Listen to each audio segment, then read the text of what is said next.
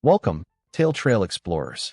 Today we venture deep into the heart of Central America, where legend speaks of precious gold cursed by Aztec gods.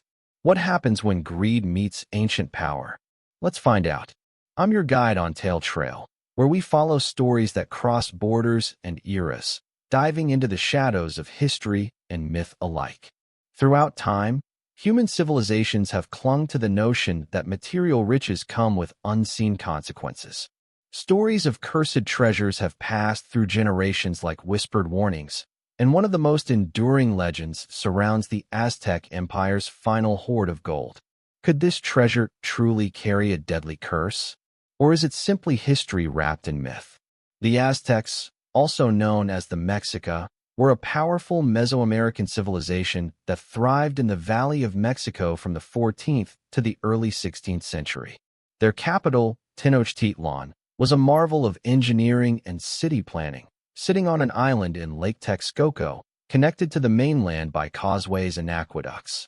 At its peak, the city housed over 200,000 people, more than many European cities at the time. The Aztecs built elaborate temples, organized vibrant marketplaces, and developed complex calendars and astronomical systems. They believed in a cosmos shaped by cycles of creation and destruction, where gods demanded blood offerings to keep the universe in balance. When Hernán Cortés arrived in 1519, he was greeted with suspicion and awe. Some accounts suggest that the Aztecs believed he was the prophesied god Quetzalcoatl returning from the east. Though debated by historians, the confusion allowed Cortés to gain a foothold in the empire. He exploited local rivalries, formed alliances with enemies of the Aztecs, like the Tlaxcalans, and slowly wormed his way into the heart of the empire.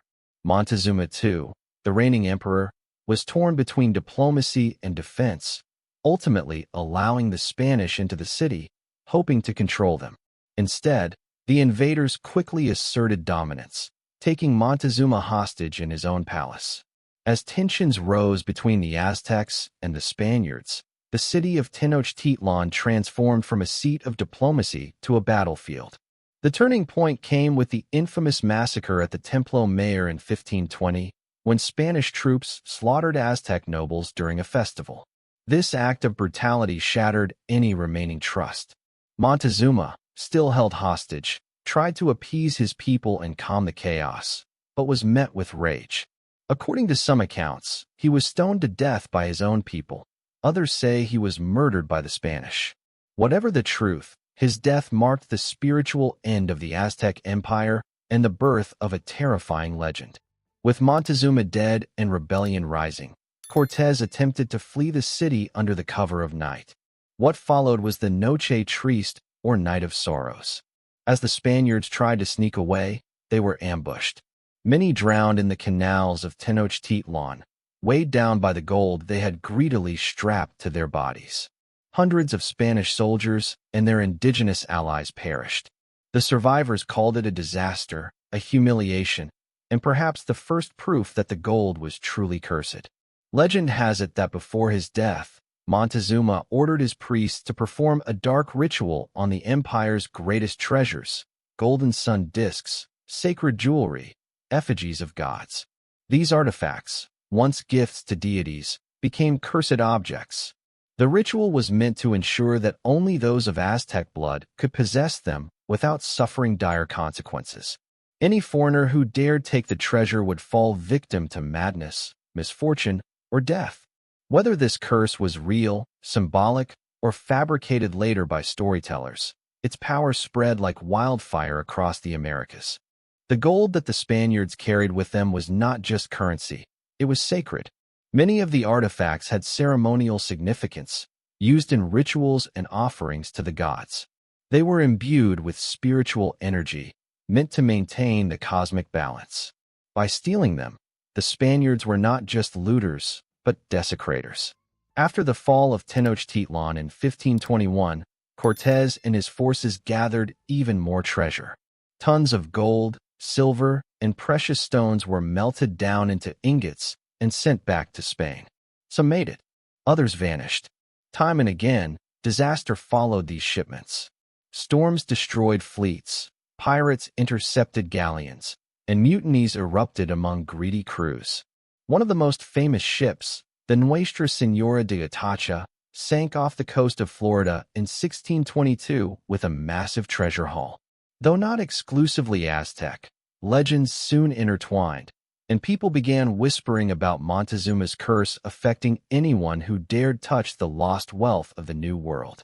By the 17th century, stories of cursed gold had become part of seafaring lore. Pirates hunted for hidden treasure, but often met grim ends: wrecks, betrayal, disease. The idea that the gold itself was cursed, driving men mad with greed and paranoia, took hold. Some captains reportedly forbade their crew from bringing Aztec relics aboard. Superstition ruled the sea, and whispers of skeletal ghost crews and haunted islands passed between rum-soaked lips in Caribbean taverns. Hollywood would later glamorize these tales, most notably in the Pirates of the Caribbean series. The cursed Aztec gold featured in the franchise was inspired by a mix of historical accounts and age-old legends. In the films, those who steal the gold are doomed to live as undead skeletons, immortal but soulless, until every piece is returned. While clearly fictional, the core idea resonates. The consequences of greed are eternal. It is a theme that transcends time and culture. Even today, rumors persist of hidden Aztec gold buried somewhere in the American Southwest. Treasure hunters have scoured deserts, mountains, and caves in search of Montezuma's lost treasure. Some claim to have found clues, ancient maps, symbols etched in stone, but few have uncovered anything tangible. And those who come close often face mysterious misfortunes, fatal accidents, sudden illnesses, or vanishing without a trace. One notorious case is the treasure of Victoria Peak in New Mexico. Though debated, some believe it includes stolen Aztec gold. A man named Milton Noss reportedly found a hidden cache in the 1930s but died before recovering it. His widow spent decades fighting to excavate the area. Strange disappearances and military interventions have since clouded the truth, adding to the legend's eerie reputation. Modern historians and archaeologists take a different stance. Most argue that curses like Montezuma's were symbolic, meant to instill fear in invaders, not manifest real consequences. They also point to practical dangers, hostile terrain, disease, dehydration, and conflicts, as more realistic causes of the so-called curse. However, it's undeniable that many who sought the gold met grim fates. Could belief itself be a kind of curse? If one expects doom, perhaps doom finds them. Still, Aztec culture did believe in the spiritual power of objects. Many gold items were not just decorative but sacred, infused with divine energy through rituals and sacrifices. To the Aztecs, desecrating these artifacts wasn't just theft, it was a cosmic offense. From this belief, the idea of a curse isn't entirely absurd.